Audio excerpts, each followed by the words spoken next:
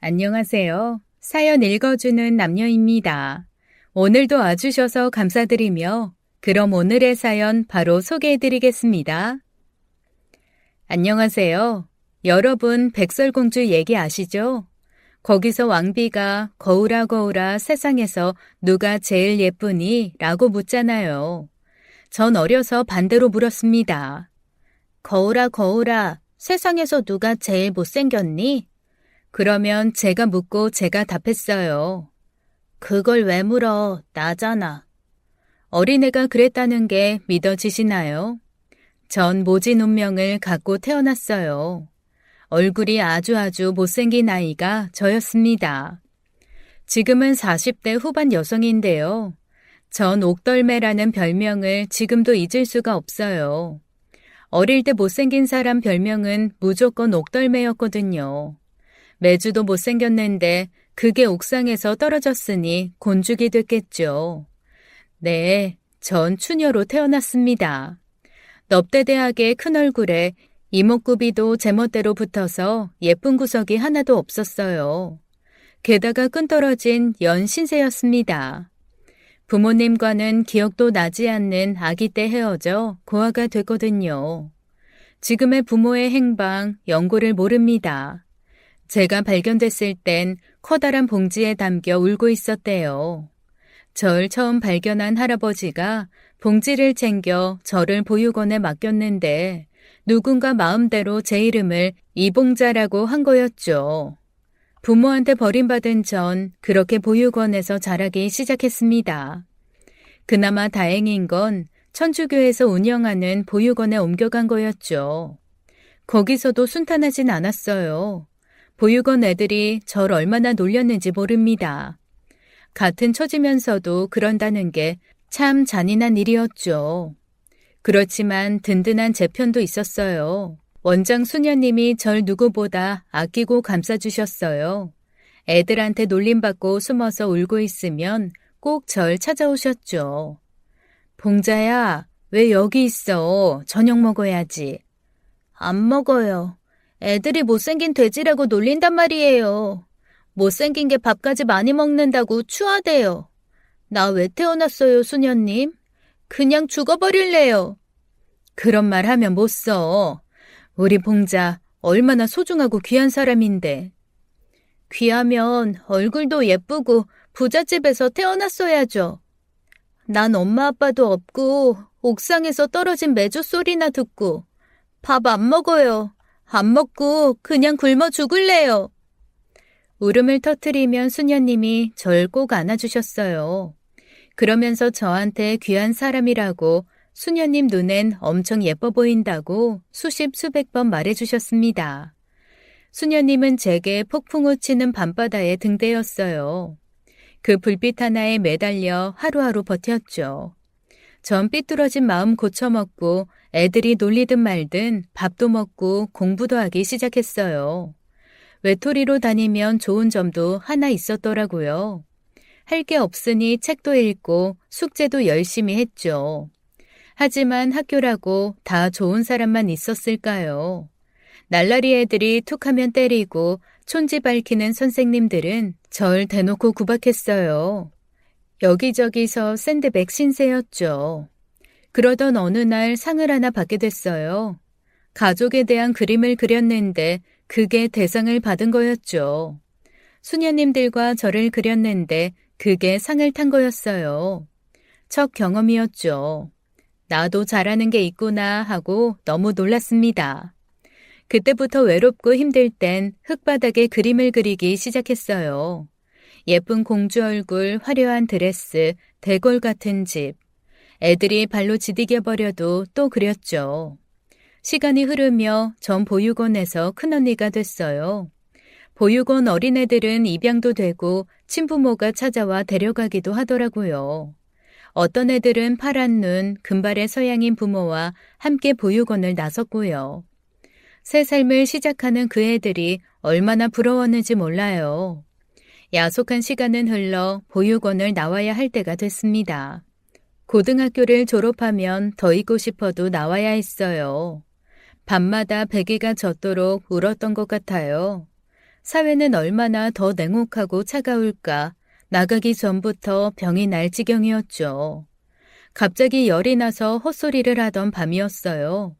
원장 수녀님이 제 손을 꼭 잡고 이런 말씀을 하셨습니다. 봉자야, 힘을 내야 한다. 겁부터 먹고 이러면 어떡하니? 넌 잘할 거야. 난 믿어. 나 그냥 여기서 살면 안 돼요? 여기서 밥하고 빨래하면서 살게요. 나가기 싫어요, 수녀님. 저 그냥 여기 있게 해주세요. 절벽에 매달린 심정으로 수녀님을 붙잡고 울었지만 소용없었어요. 수녀님은 절 차분히 달랠 뿐이었죠. 봉자야, 비 온 뒤에 땅이 굳는다고 하지? 당장은 아프고 두려워도 넌 다 이겨낼 거야. 수녀님은 믿어. 수녀님이 나로 살아봤어요? 태어나 지금까지 천둥번개 진흙탕 뿐인데 언제 땅이 굳어요. 다들 날 피하고 구박만 한다고요. 봉자야, 네가 먼저 마음을 열어야 돼. 마음을 꽉 닫고 있으면 어떤 기회도 안 와. 넌 할 수 있어. 봉자야, 정신 차려. 봉자야. 전 까무러쳤고 거의 이틀을 앓았던 것 같아요. 겨우 회복하고 보육원을 나서는 날 눈물이 앞을 가렸지만 도리가 없었습니다. 더는 수녀님을 속상하게 하기 싫었죠. 억지로 웃으며 손을 흔들었습니다. 보육원을 나가는 제 짐은 손가방 하나가 전부였어요. 자취방은 춥고 썰렁했습니다. 살림살이도 몇 개 없었어요. 꼭 정글에 내던져진 기분이었죠. 천장에선 쥐들이 돌아다니는 소리가 들렸습니다. 그래도 라면 하나 끓여 먹으니 기운이 나더라고요. 초라한 방에 누워 가만히 생각해 봤어요. 전 사실 대학에 가고 싶었어요. 의상 디자인 전공해서 유명한 패션 디자이너가 되고 싶었죠. 사람들 앞에 멋진 옷을 선보이고 박수를 받는 저를 상상하니 뜨거운 눈물이 흘렀습니다.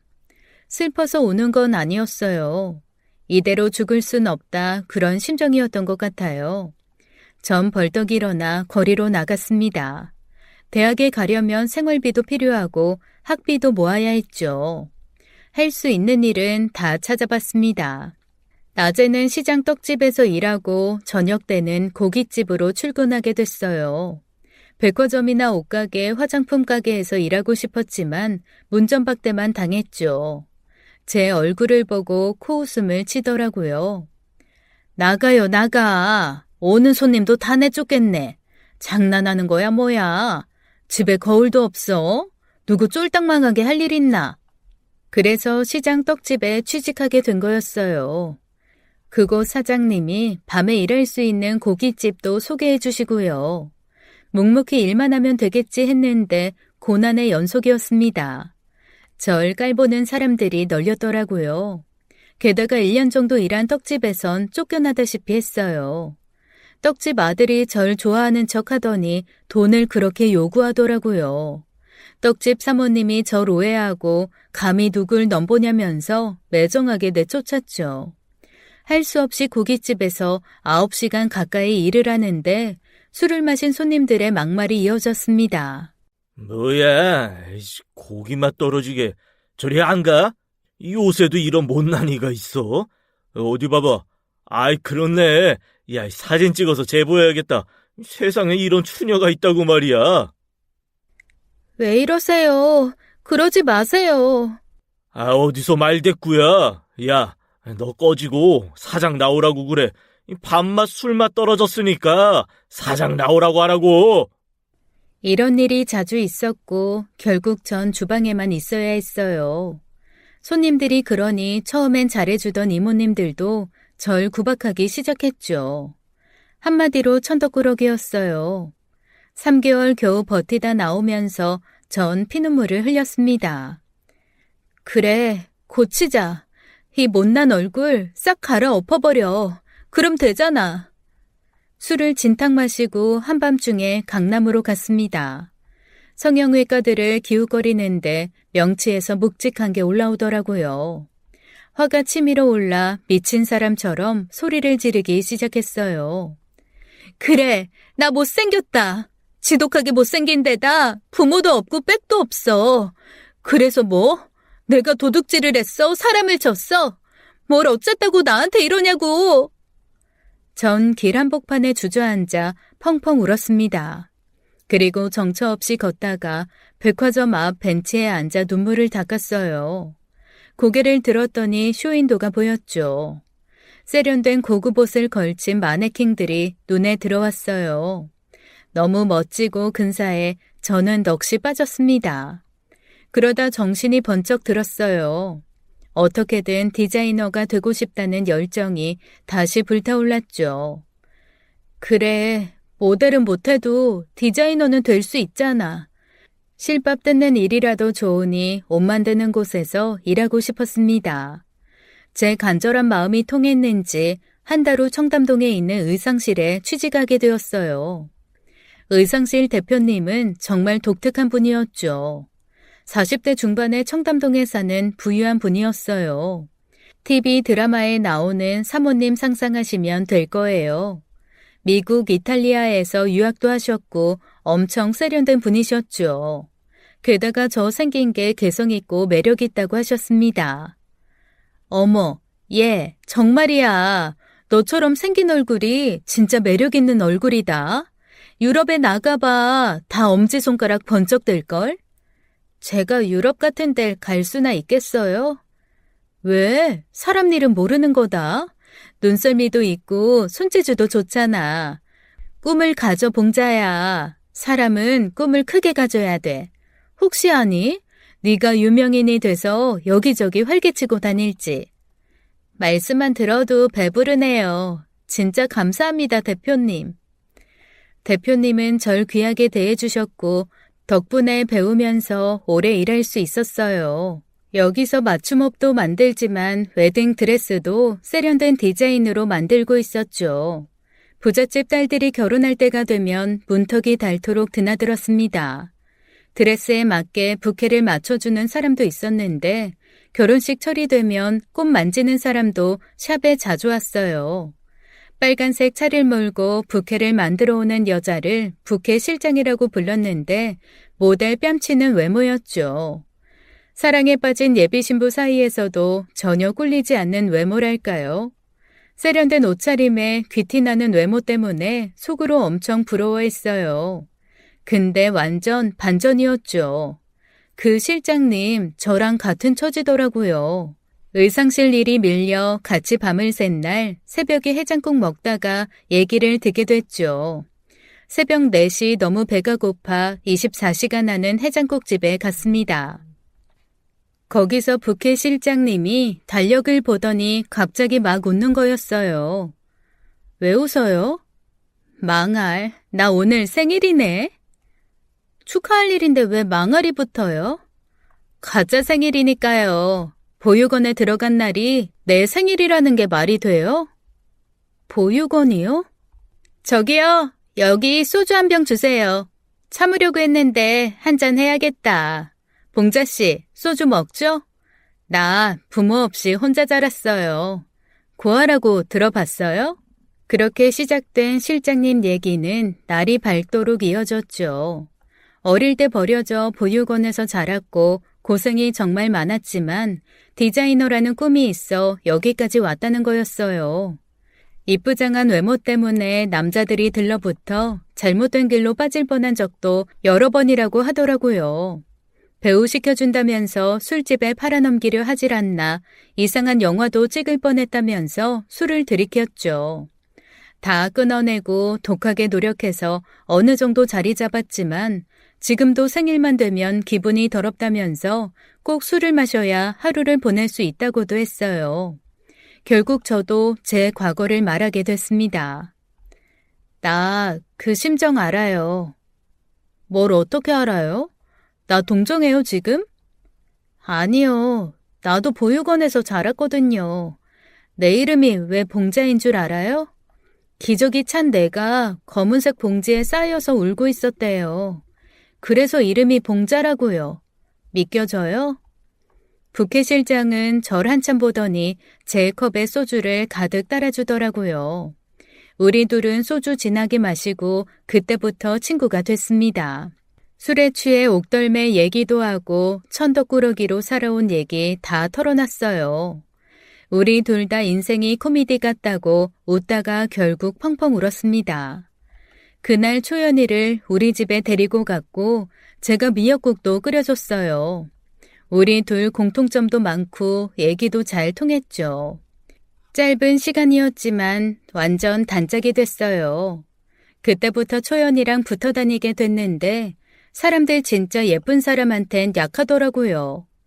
식당에 가도 초연이한텐 서비스를 더 주고 장을 볼 때도 예쁘다면서 시금치 한 단이라도 더 주는 게 신기하고 부럽고 씁쓸하기도 했습니다.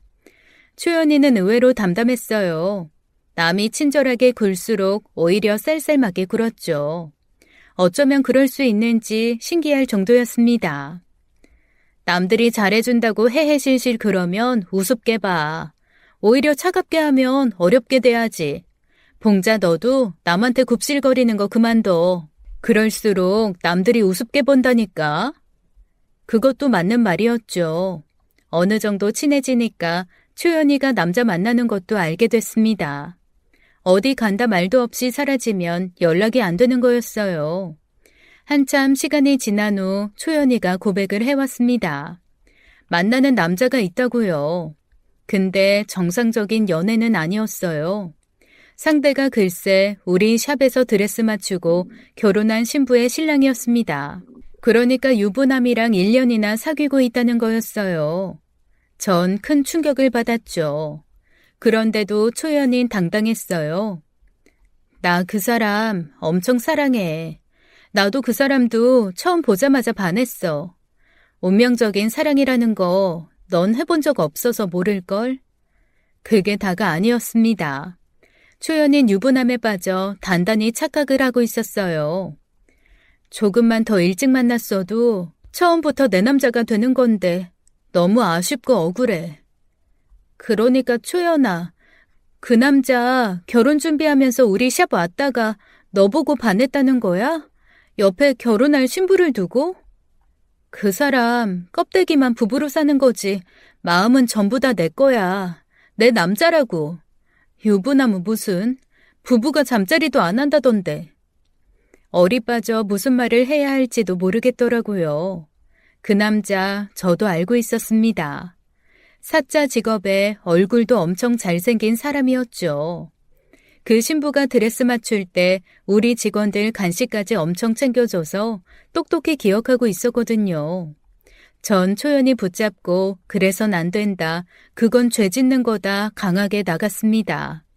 아무리 포장해봤자 그건 불륜이라고 남의 가정 박살내놓고 나만 행복하면 그만이냐고 못할 짓 그만하라고 했죠. 진심으로 충고했던 것 같아요. 사랑하는 친구가 지옥에 빠지는 꼴 보고 싶은 사람은 없으니까요. 초연이가 하루라도 빨리 정신을 차렸으면 했습니다. 하지만 초연이는 불같이 화를 냈어요. 뭐? 불륜? 범죄? 그게 사랑에 빠진 친구한테 할 소리야? 너 내 친구 맞아? 다시는 내 앞에서 그런 소리 안 했으면 좋겠어. 도무지 말을 들어먹지 않더라고요. 그래도 전 포기하지 않고 그 남자랑 헤어지라고 충고했습니다. 하지만 초연인 엄청나게 화를 냈어요. 부부로 사는 건 형식이고 찐사랑은 우리 둘인데 왜 헤어져야 하냐고 부르르 떨더라고요. 결국 저희는 절교를 하게 됐습니다. 초연이가 그러더라고요.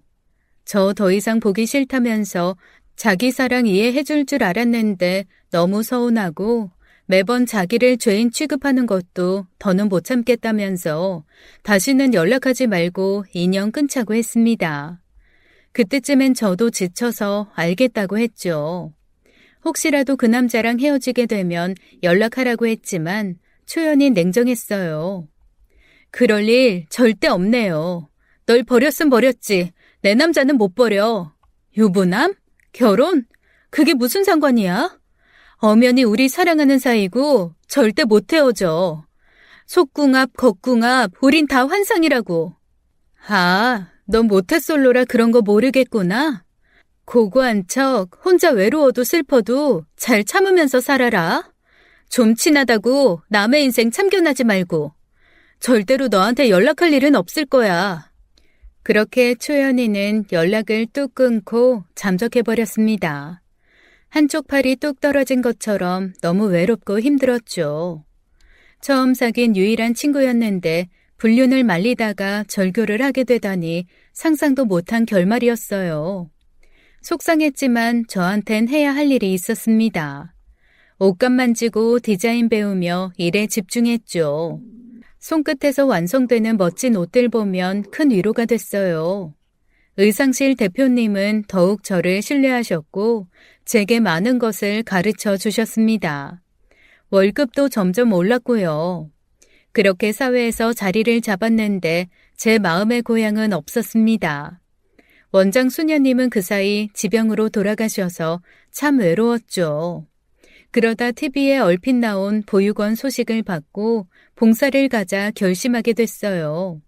가는 인연 있으면 오는 인연이 있다고 그곳에서 참 좋은 언니를 만나게 됐습니다. 설거지하다가 말을 하게 됐는데 초면인데도 환하게 웃으면서 대해주고 믹스커피도 타주고 엄청 친절한데 또 편했어요. 두어 번 봤을 때는 전화번호도 교환했고 봉사 끝나고 같이 밥도 먹는 사이가 됐죠. 친해진 후에 미경 언니는 저 먹으라고 반찬도 갖다 주더라고요. 갓김치, 잡채, 갈비, 밑반찬들까지 다 얼마나 맛있었는지 몰라요. 그때쯤 의상실 대표님 전도로 교회에 나가게 됐습니다. 교회에 열심히다 보니 봉사는 잘 안 가게 되더라고요.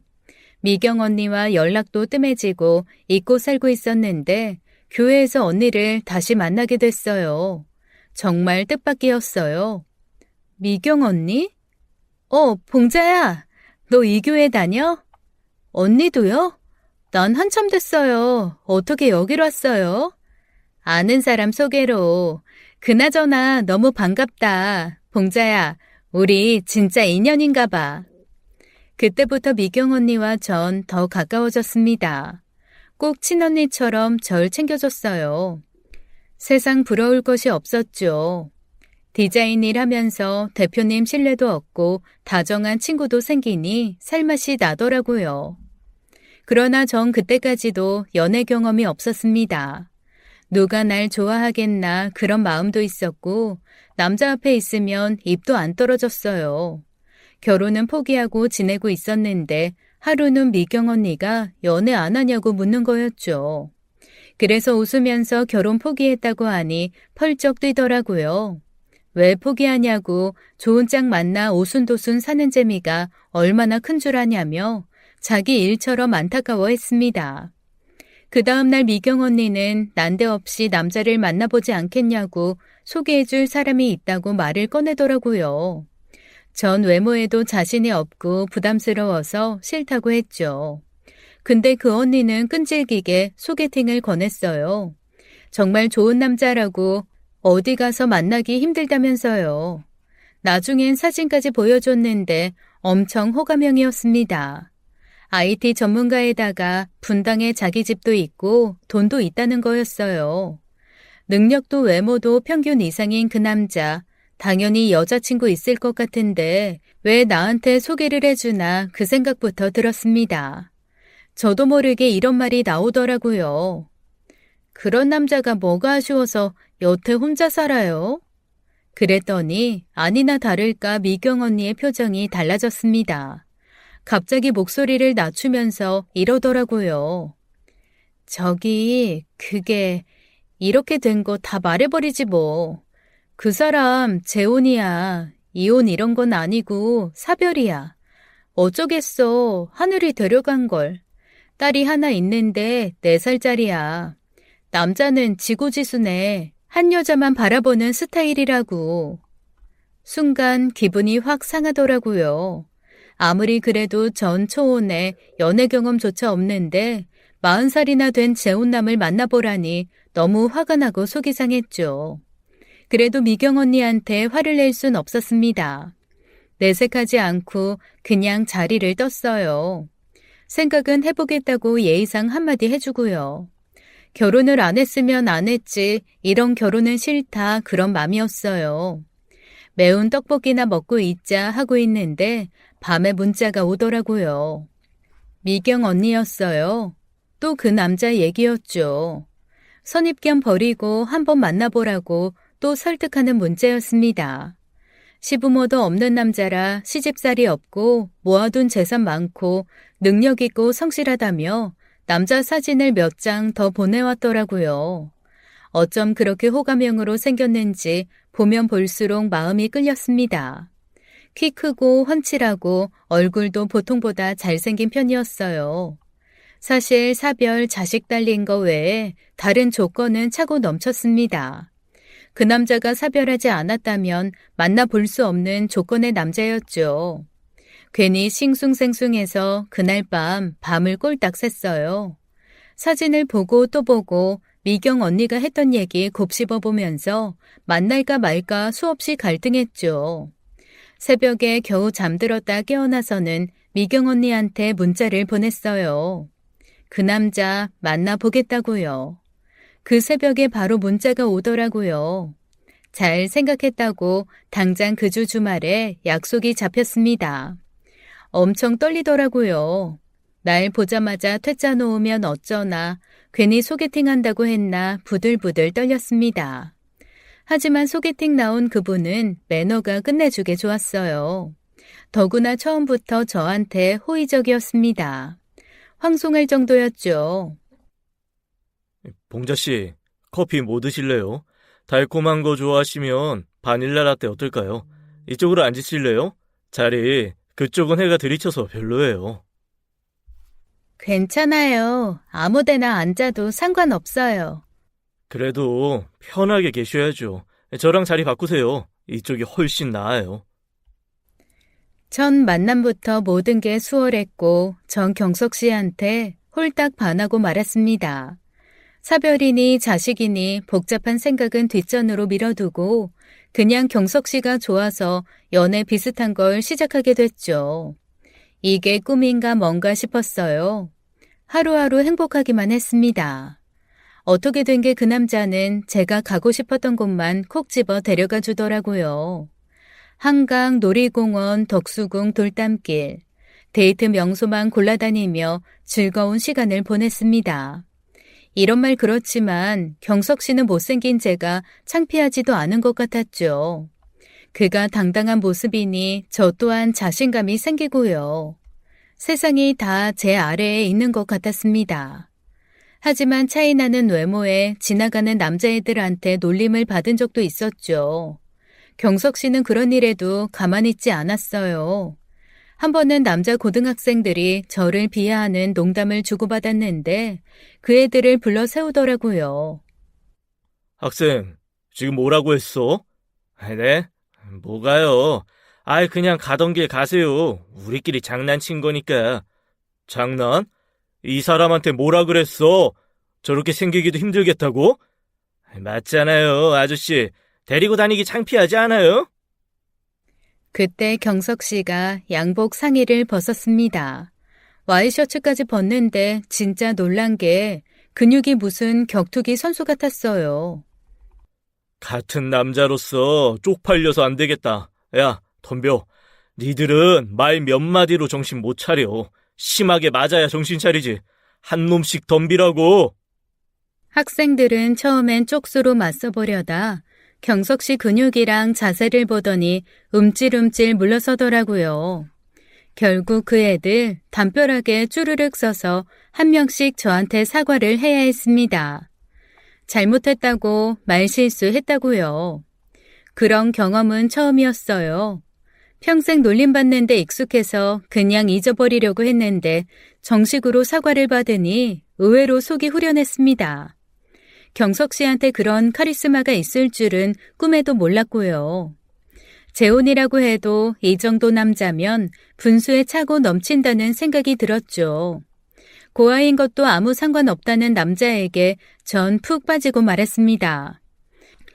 부모 선택해서 태어나는 사람이 어디 있냐면서 부모 잘 만난 사람들도 겉보기만 그렇지 나름대로 고민들이 있다며 제 상황 너무 비관적으로 보지 말라는데 눈물이 철철 쏟아졌습니다. 원장 수녀님 이후로 이런 따뜻한 위로는 처음이었어요. 넓고 따뜻한 경석 씨 품에서 펑펑 울고 나니 새롭게 용기가 솟더라고요. 그렇게 전 이미 경석 씨의 아내 자리를 허락하고 있었어요. 결혼 얘기가 나올 무렵 우린 함께 와인바라는 곳에를 갔죠. 와인이 생각보다 확 취하더라고요. 경석 씨도 와인을 마셨기 때문에 대리기사를 부르기로 했습니다. 주차장에 나와 대리기사를 기다리는데 경석 씨가 바에 뭘 두고 왔다는 거였어요. 잠깐만 기다리라고 하더니 다시 술집으로 들어갔습니다. 그때 누군가 빠른 걸음으로 저한테 다가왔어요. 기절 초풍하는 줄 알았어요.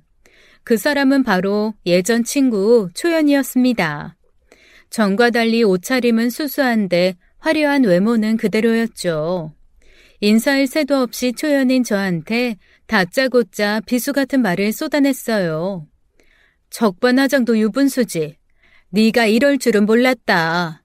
나한테 불륜이니 범죄니 온갖 이빠른 소리 다 하더니 기껏 만난다는 남자가 유부남이야? 초연이의 유부남이라는 말에 정신이 번쩍 들었습니다. 무슨 말도 안 되는 소리야. 경석 씨 사별했어. 친한 언니가 소개해줘서 만나는 사람이라고. 알지도 못하고 갑자기 왜 이러는 건데? 말도 안 되는 소리 집어치워. 너도 내 꼴 날 거다. 꼴 좋다 이 기집애야. 어디 한번 끝까지 가봐. 네가 이렇게 바보짓을 하고 있는 줄은 몰랐다. 이만 가볼게. 초연이는 저를 비웃고는 자리를 떠났습니다. 너무 기분이 더러웠죠. 다시 붙잡아 얘기를 해보려고 했지만 경석 씨가 바에서 나와 저한테 오고 있었어요. 몸이 부들부들 떨렸습니다. 침착해야 한다고 스스로를 막 달래야 했어요. 곧 대리기사가 도착했고 우린 함께 차에 탔어요. 술 기운에 졸렸는데 잠이 홀딱 달아나더라고요. 집에 거의 다 왔을 때 경석 씨한테 물었습니다. 사별한 게 맞는지 솔직히 모르겠다. 세상에 별사람 다 있지 않느냐? 어떻게 세상을 뜨게 됐는지 와이프 얘기 좀 해달라고 했죠. 그 말에 갑자기 경석 씨는 오열하기 시작했어요. 태어나 다 큰 남자가 그렇게 우는 건 처음 봤습니다. 갑자기 터진 너무 사무친 울음에 대리 기사님까지 당황할 정도였어요. 미안해요, 봉자씨. 먼저 간 애엄마 생각하면 가슴이 찢어질 것 같아서 아파요. 눈물 다 말라버린 줄 알았는데 아니었어요. 미안해요. 이런 걸 보여서. 너무 당황스러워서 어쩔 줄을 몰라 하니까 대리 기사님이 한마디 하시더라고요. 아유, 나도 이런 말 안 하려고 했는데 저 심정 나도 압니다. 애들 엄마 10년 전에 먼저 보내고 혼자 딸 둘 키웠어요. 아직 몇 년 안 됐으면 멀었네. 아이, 눈물 한참 더 흘려야 돼. 그 피눈물 마르려면 멀었어. 경석 씨, 미안해요. 난 그냥 별 생각 없이 물어본 건데. 미안해요, 경석 씨. 눈물 그쳐요.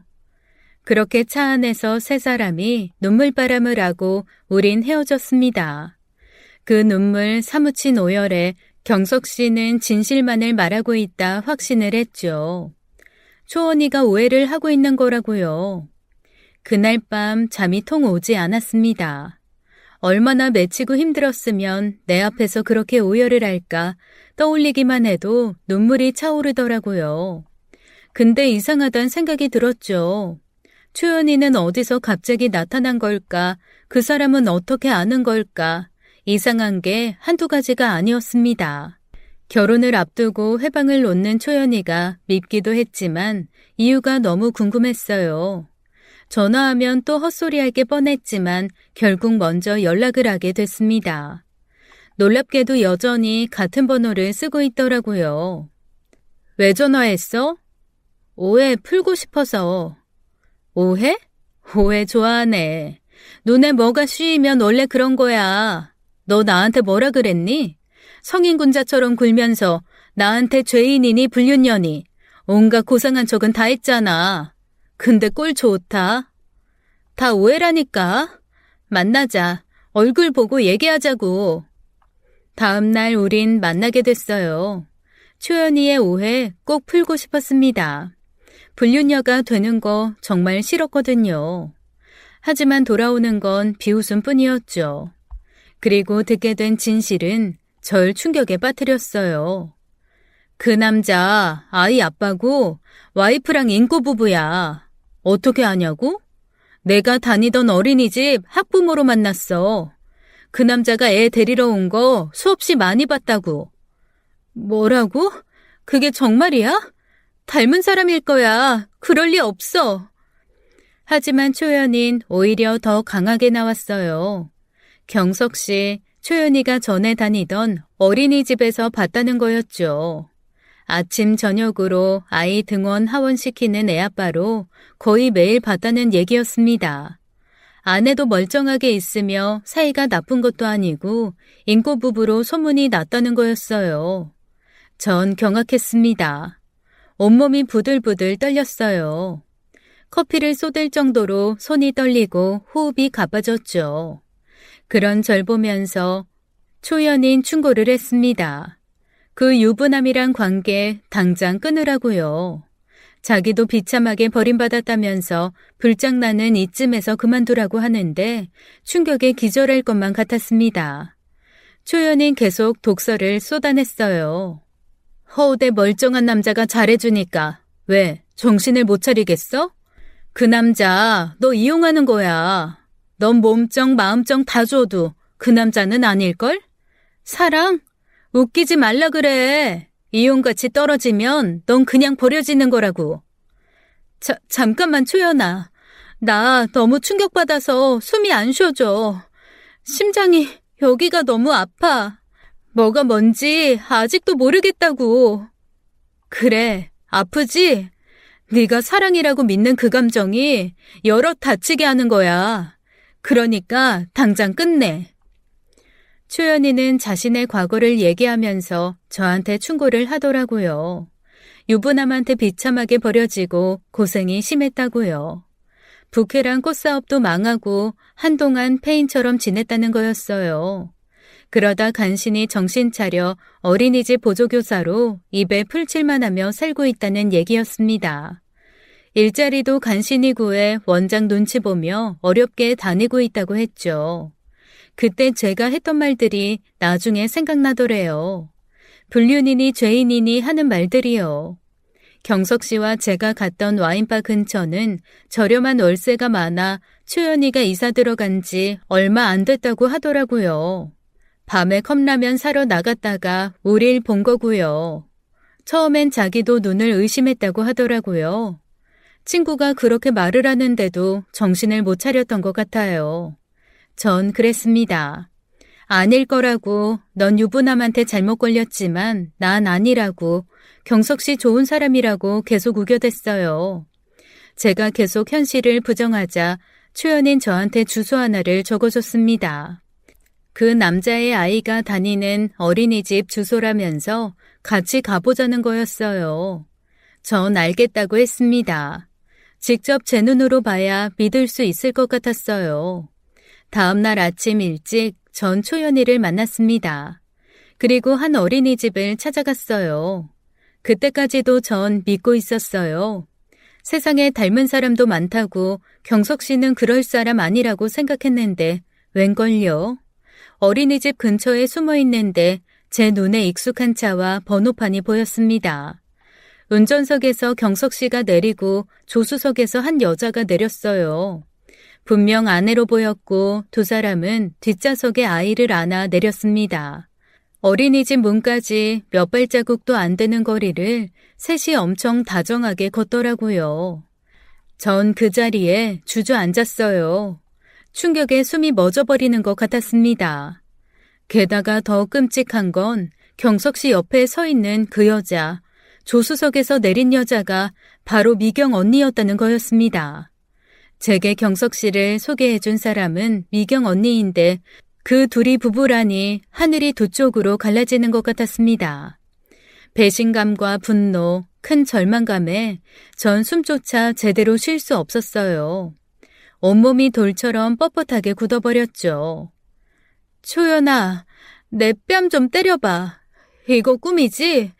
나 숨이 안 쉬어져. 나 좀 살려줘. 야, 너 왜 그래? 야, 정신 차려. 초연인 제 따귀를 맵게 몇 대 때리더라고요.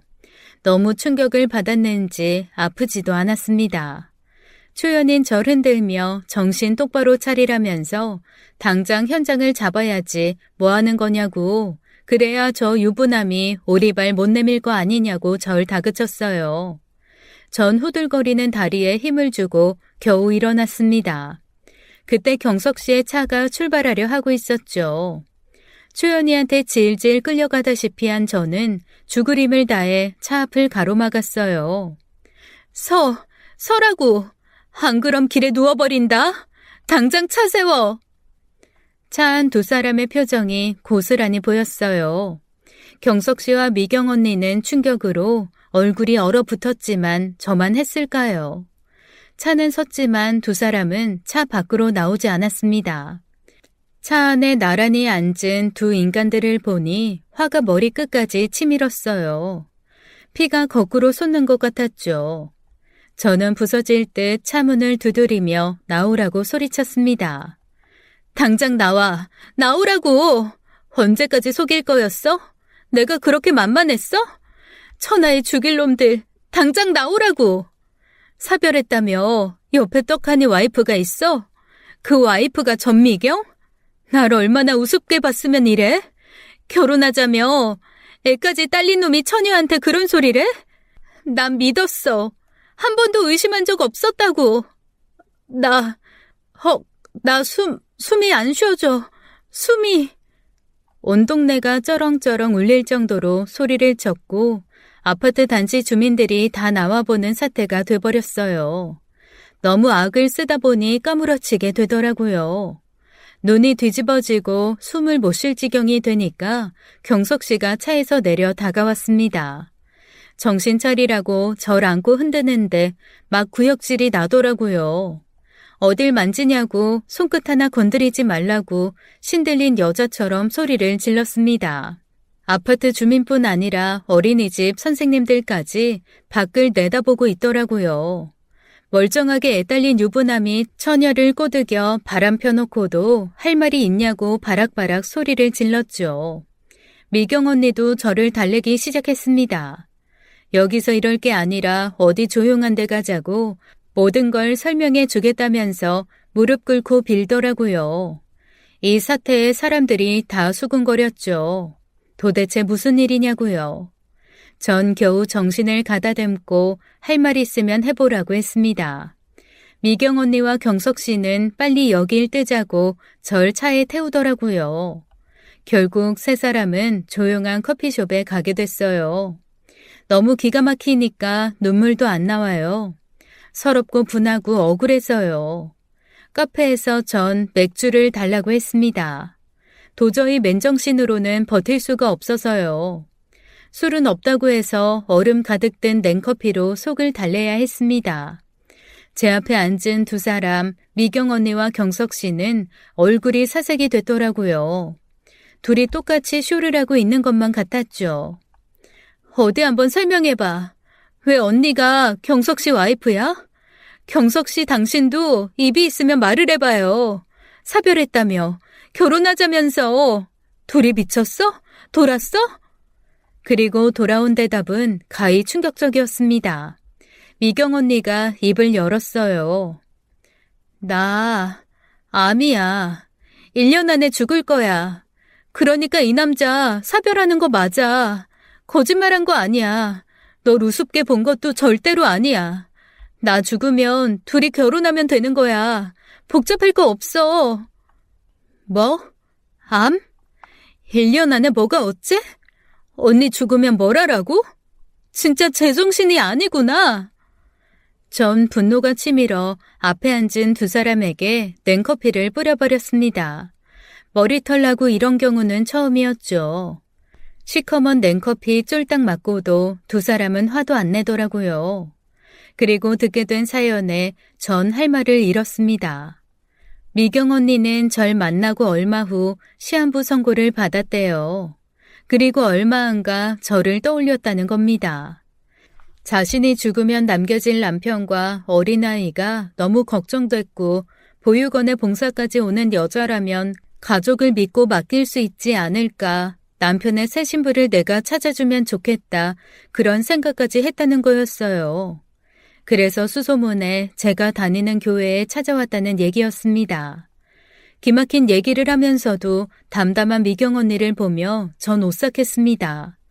제 상식으로 이해할 수 있는 일이 아니었어요. 뼛속까지 사기꾼인가, 혹시 사이비 종교에 빠진 사람들인가, 별별 생각이 다 들고 갑자기 무서워지더라고요. 제 겁먹은 표정을 보더니 미경 언니가 갑자기 제 옆으로 와서 무릎을 꿇었습니다. 왜 이래? 믿어줘. 내 얘기엔 한치의 거짓말도 없어. 경석 씨 만나보니까 어때? 정말 괜찮은 사람 아니야? 기왕 이렇게 된 거 둘이 계속 만나. 봉자야, 난 얼마 안 남았어. 나 죽으면 둘이 결혼해. 그게 모두를 위한 길 아니겠니? 봉자야. 그래, 봉자씨. 나도 이 사람이랑 같은 생각이야. 우리 부부 봉자씨 만만하게 본 적 한 번도 없어. 이 사람 봉자씨 처음 만날 날 나한테 그랬어. 정말 속이 깊고 따뜻한 사람을 만난 것 같다고. 보기 드물게 좋은 사람이라고 했다고. 이 사람 행동에 악의는 없어. 봉자씨, 우리 믿어줘, 제발. 두 사람이, 그것도 부부가 같이 그러는데 제가 미칠 것 같더라고요. 전 경석 씨한테 냉수를 뿌려줬습니다. 이게 말이 돼? 아내가 시한부 선고받고 불안해하면 옆에서 단단히 붙들어줘야지. 이건 미친 짓이야. 조경석, 당신이 제일 나빠. 곧 죽을 아내 두고 나랑 바람 피우고 아내 말에 갈대처럼 흔들린 당신이 제일 최악이라고. 앞으로 두 사람 나한테 다신 연락하지 마. 또 연락하면 가만 안 있을 거라고. 거기 더 있다간 저까지 돌아버릴 것 같아서 막 뛰쳐나오는데 미경 언니가 절 쫓아오면서 간곡히 부탁을 하더라고요. 제발 자기 소원 좀 들어달라고요. 경석 씨도 저 좋다고 했다고, 저만 허락해주면 자긴 편하게 눈 감을 수 있다고 애걸복걸을 하는데 소름이 끼쳤습니다. 전 그랬어요. 부부가 죽이 맞아서 좋겠다고, 난 둘 사이에 껴서 샌드위치 신세되고 싶지 않다고 했죠. 서로를 그렇게 끔찍하게 생각하는데 내가 낄 틈이 어디 있냐고. 둘의 사랑은 제발 둘만 간직하고 엄한 사람한테 피해주지 말라고 했죠. 나 물러보지 마. 부부가 나한테 한 짓 동네방네 소문내고 조경석 그 인간 회사에도 소문낼 수 있어. 언니 사는 동네에도 소문낼 수 있다고. 나 아무것도 모르는 언니 딸 보고 참는 거야. 내가 떨어져 나갔다고 다른 여자한테 접근하기만 해봐. 그땐 진짜 안 참아. 소문도 내고 고소도 할 거야. 알았어? 봉자야, 왜 이렇게 내 마음을 몰라줘. 봉자야. 질리도록 매달리는 언니를 뿌리치고 나왔습니다. 다리가 후들거리는데 간신히 택시를 잡고 거길 빠져나왔어요. 막 울음이 터져 나오더라고요. 내가 겪은 일 누가 믿을 수 있을까? 초연이 아니면 다 거짓말이라고 아무도 못 믿을 거란 생각도 들었습니다. 정말 소름 끼치는 일이었습니다. 전 연락처도 바꾸고 교회도 옮겼어요. 그런데 교회에 제 소중한 물건을 두고 왔더라고요. 성가대 반주한다고 취미로 배운 바이올린을 켜곤 했는데 연습실에 악기를 두고 온 거였습니다. 한 달 뒤 전 제 바이올린을 가지러 교회로 갔어요. 텅 빈 교회는 조용하기만 했습니다. 전 2층 성가대 연습실로 올라가 바이올린을 갖고 나왔죠. 화장실에 가려고 복도 끝으로 가는데 어디선가 사람 말소리가 들렸어요. 소름 끼치게도 미경 언니의 목소리였죠. 그 언니 어떤 젊은 여자한테 남자를 소개해주고 싶다고 꼬시고 있더라고요. 전 숨도 못 쉬고 서 있었습니다. 설마 저 언니가 또 저러나, 또 자기 남편을 소개해준다고 저러는 건가? 아니겠지 아닐 거야 하면서 듣고 있는데 웬걸요. 조경석 그 인간을 소개해주고 있더라고요. 사람이 키도 크고 잘생겼어. IT 쪽 일하는데 분당에 자기 집도 있고 능력도 좋아. 사진도 있어. 볼래? 어때? 훤칠하지? 저 언니 아픈 건 둘째치고 미쳐도 단단히 미쳤구나. 죽을 날 받아놓고 또 사람 속이고 싶나. 별별 생각이 다 드는 와중에 가만히 있으면 안 되겠다는 생각이 들었습니다. 전 소리가 나는 쪽으로 커튼을 확 젖히고 들이닥쳤어요. 뭐 하는 거야? 아직도 정신 못 차렸어? 갑자기 등장한 제 모습에 미경 언니는 깜짝 놀라더라고요. 전 분노에 사로잡혀 소리를 질렀죠. 또 이러면 다 소문낸다고 분명히 말하지 않았냐고 당장 꺼지라고 욕을 해줬습니다. 그리고 놀란 젊은 여자한테 사실을 말해줬어요. 미경 언니가 소개해준다는 남자 유부남이니까 절대로 소개받지 말라고요. 그랬더니 미경 언니 바락바락 소리를 지르더라고요. 사별했다고 아무 걱정할 거 없으니 제 말 믿지 말라고 젊은 여자 손을 잡아 끄는데 저도 지지 않았습니다. 아직 사별 안 했잖아. 어디서 거짓말이야? 나 이제 곧 죽어. 나 죽으면 사별이지 뭐가 아니야.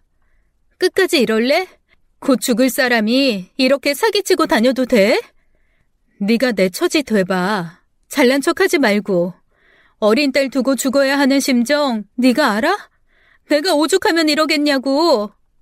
저와 미경 언니가 서로를 죽일 듯이 다투기 시작하자 젊은 여자는 질려서 달아나고 말았습니다.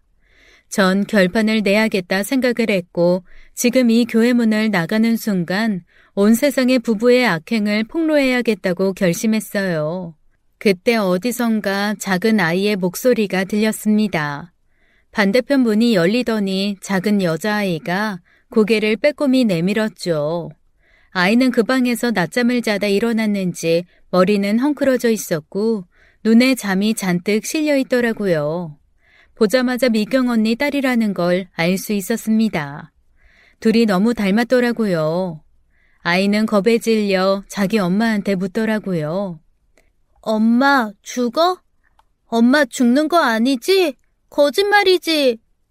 아이는 끝내 울음을 터뜨렸고 미경 언니는 아니라면서 아이를 안아 달래줬어요. 소민아, 아니야. 엄마가 왜 죽어? 엄마 소민이 곁에 계속 있을 건데? 엄마 죽지 마. 나 엄마랑 살래. 엄마 죽지 마. 아이는 점점 더 크게 울기 시작했고 미경 언니도 결국엔 오열하고 말았습니다. 저도 모르게 눈물이 흘러내렸어요. 부둥켜 안고 있는 모녀를 보니까 마음이 너무 안 좋더라고요. 한참 울던 아이는 미경 언니가 업어주자 다시 잠이 들었습니다.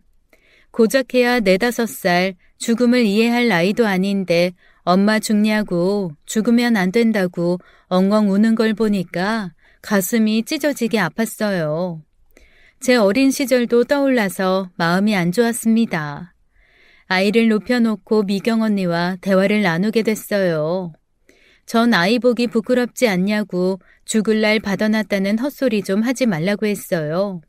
사기치고 다닐 시간에 아이를 생각해서라도 항암 치료 받고 어떻게든 살 생각을 하라고 말했죠.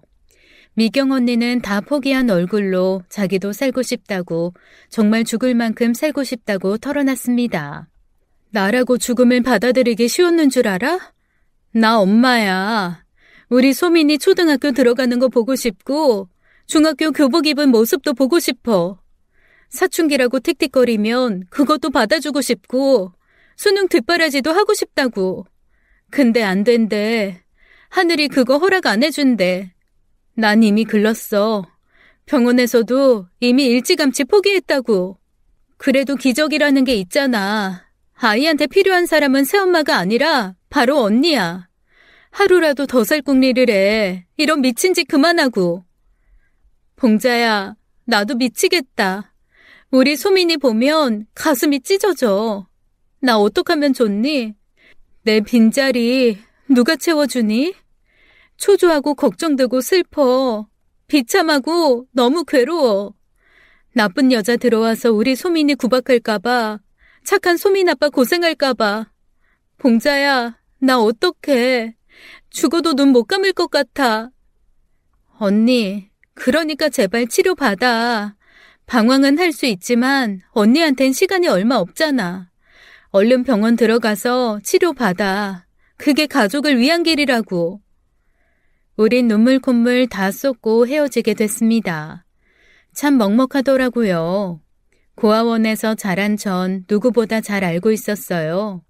아이의 양쪽엔 엄마 아빠 두 사람이 다 있어야 했습니다. 미경 언니는 자신의 빈자리가 얼마나 클지 알고 있었고 그 빈자리를 좋은 사람이 채워주길 바라고 있었죠. 그 마음 어쩐지 알 것도 같았어요. 하지만 다는 이해할 수 없었습니다. 사람이 죽고 사는 거 마음대로 못한다지만 그래도 이건 아니었어요. 미경 언니가 정신 차리고 병원 치료 받았으면 좋겠다 간절한 마음이 들었죠. 그리고 일주일 뒤 미경 언니한테 문자가 왔어요. 진심으로 뉘우치고 있다고 제 말이 맞다면서 항암 치료 시작했다는 얘기를 하더라고요. 할 수 있는 치료 다 받고 기적을 바라보겠다는 언니의 말에 눈시울이 붉어졌습니다. 어떻게든 살아보겠다고 병만 이겨내겠다고 다짐하는 문자였고 저한테 미안하다고 사과도 하더라고요. 전 미경 언니에게 잘 생각했다고 언니를 위해 기도하겠다고 답장을 보냈죠. 진심으로 언니의 쾌유를 바랐습니다. 그리고 전 다시 일터로 돌아갔어요. 초연이와는 가끔 연락하는 사이로 지냈습니다. 혼자 바쁘게 작업할 때면 엄마 죽으면 안 된다고 울던 소민이 얼굴이 떠올랐어요. 한참 예쁠 4살 앙증맞은 얼굴이 눈앞에 아른거렸습니다. 제발 기적이라는 게 있어 미경 언니가 낫기만을 바랬죠. 그러다 2달 정도 그쪽과 연락이 끊겼어요. 어쩐지 예감이 안 좋고 걱정이 됐습니다. 그러던 어느 날 자정 넘어 익숙한 번호로 문자가 왔어요. 부고 문자였는데 미경 언니의 장례를 치른다는 내용이었어요. 보자마자 눈앞이 캄캄하고 땅이 흔들리는 것 같았죠. 전 부랴부랴 택시를 타고 장례식장으로 향했습니다. 영정 사진 속 미경 언니는 이미 저 세상 사람이었어요. 아무리 불러도 대답이 없었습니다. 언니, 결국 이렇게 간 거야? 꼭 낫겠다며. 소민이 중학교 교복 입은 것도 보고 싶다며. 허망해서 어떡해. 아까워서 어떡해. 소민이는 어쩌고 이렇게 가버리면 어떡하냐고. 경석 씨는 넋이 나가 있더라고요. 통곡 소리도 못 내고 눈물만 줄줄 흘리고 있었습니다. 가슴이 찢어질 듯 아팠어요. 갑작스런 죽음 앞에서 우왕좌왕하며 당황했던 그 둘. 결국엔 이렇게 헤어지게 된 거였죠. 죽음을 누가 막을 수 있을까요? 전 마음을 진정하고 작별 인사를 고했습니다. 미경 언니, 잘 가. 그동안 수고 많았어. 편히 쉬어. 그리고 경석 씨와 얘기를 나누게 됐어요. 미경 언니는 살기 위해 정말 눈물겨운 노력을 했더라고요. 소민이를 봐서라도 게으름 피울 수 없다며 애를 썼지만 속수무책으로 몸이 무너져 내렸다고 했습니다. 그리고 경석 씨는 저한테 사과했어요. 미안해요, 봉자 씨. 우리 부부가 봉자 씨한테 큰 잘못을 했어요. 너무 겁이 나고 어떻게 해야 할지 몰라서 그랬던 것 같아요. 잘못된 방법이었어요. 그런 생각하면 안 되는 거였는데 사람 기만하고 속이고 아내랑 제가 잠시 미쳤었나 봐요. 저 소민이만 보고 살려고요. 절대로 재혼 같은 건 안 해요. 그때 소민이가 친척 어른 품에 안겨 장례식장에 들어섰습니다. 아직 죽음을 다 이해하진 못해도 분위기가 어두우니 아이가 울먹거리더라고요. 그러면서 저한테 이러는 거였습니다. 아줌마, 새엄마예요? 아니, 소민아, 난 이모야. 엄마랑 친하게 지냈던 이모. 앞으로 우리 가끔 보자. 만나서 맛있는 것도 먹고 놀이공원도 가자. 전 경석 씨한테 소민이에게 엄마 손길이 필요할 때 이모로서 엄마처럼 챙겨주고 싶다고 제 결심을 밝혔습니다. 그 이후 전 약속을 지키고 있어요. 소민이 학교 입학식, 운동회, 졸업식 다 챙겼고 소민이도 절 이모라고 부르며 잘 따릅니다. 경석 씨는 스스로의 다짐을 지켜 지금껏 혼자 살고 있네요. 제가 재혼하라고 해도 꿈쩍도 하지 않고요. 그렇게 시간이 흘렀고 전 지금 의상 디자이너가 되었어요. 어렸을 적 꿈꾸던 일이 모두 현실이 돼버렸습니다. 제가 만든 옷이 시중에 유통되는 걸 보면 신기하고 뿌듯해요. 제가 디자이너로서 갖춰야 할 모든 걸 알려주신 의상실 대표님은 실버타운에 계십니다. 가끔 놀러 가면 그 연세에도 아주 멋지게 차려입고 계세요. 도우미분 말씀 들어보면 타운에서 가장 멋쟁이 할머니라고 하시네요. 제 성공을 지켜보며 누구보다 기뻐해 주신 대표님을 전 마음으로 엄마로 생각하고 있어요. 아주 가끔 보육원에서 혼자 눈물 짓던 제가 떠오릅니다. 흙바닥에 나무 막대기로 공주옷을 그리던 저는 이제 당당한 디자이너가 됐어요. 죽으라는 법은 없다고 배신당하고 힘든 일 겪어도 꿋꿋이 버텼더니 결국엔 좋은 날을 맞이했습니다. 참, 제 인생에 결혼은 없네요. 해외에 출장 갔을 때 제게 청혼해 오는 외국 남자들도 덜어 있었지만 남자의 미련은 없습니다. 소민이의 이모로 일생을 살며 엄마가 필요한 자리에 서주고 싶습니다. 디자이너로서 끝까지 현장에서 일하고 싶고요. 제 살아온 이야기는 여기까지입니다. 초년에 굴곡도 많았지만 저 복 많은 사람 맞죠? 지금 전 하루하루 감사하며 살고 있습니다. 사연 듣고 계신 분들 힘든 일 있으셔도 기운 내시기 바랄게요. 언젠가는 꼭 볕들 날이 있을 거예요. 희망 잃지 마시고 힘내세요. 긴 이야기 들어주셔서 감사합니다. 지금까지 사연 읽어주는 남녀였습니다. 끝까지 시청해주신 여러분 감사드리며 저희는 다음 사연으로 돌아올게요. 감사합니다.